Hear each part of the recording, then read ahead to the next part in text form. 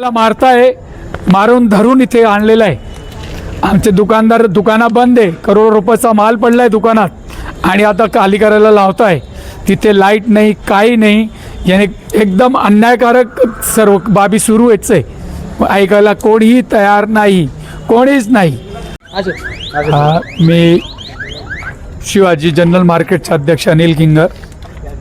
आमच्याकडे कायदेशीर कोर्टाच्या स्टे ऑर्डर असताना प्रशासनाने आपल्या जबरदस्ती म्हणजे आपल्या मर्जीने हा अवमानाचा काम करून आमचे मार्केट पाडण्याचा प्रयत्न केलेला आहे आणि पाडताय। आता सुरूच आहे, अजूनपर्यंत रात्रीचे 8 वाजता आहे, तरी पण ते अजून ते पाडायची प्रक्रिया त्यांची सुरू आहे आणि आम्हाला इथे पोलीस प्रशासन पकडून इकडे ठेवून दिलेलं आहे आणि आमच्या दुकानावर माल पडलेला आहे।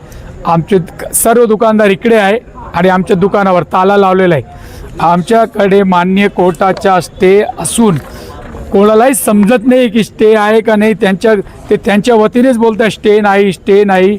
ते बाहेरच्या 20 दुकानदारांना स्टे नव्हता, फक्त त्यांच्यासाठी त्यांना कारवाई करायची होती, पण आतील दुकानाचा काही त्यांना काय संबंध नव्हता, त्यांना तोडण्याचा प्रश्नच नव्हता आणि आम्हाला काही लीगल नोटीस पाठवलेली नाही, फक्त अनाउन्सिंग केलेली आहे।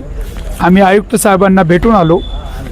आता ते सांगताय की माझ्या ऑर्डरने हा प्रक्रिया सुरू नाही आहे, ज्यांनी ऑर्डर केलेलं आहे तुम्ही त्यांना भेटा आणि आम्हाला काय कळत नाही आहे। तिथे प्रसाद जाधव साहेब बसले, त्यांना वरिष्ठाकडून काय कॉल येत आहे ते त्यांना ऑर्डर करताय आणि आमच्या स्टेची काय व्हॅल्यू ते धरत नाही।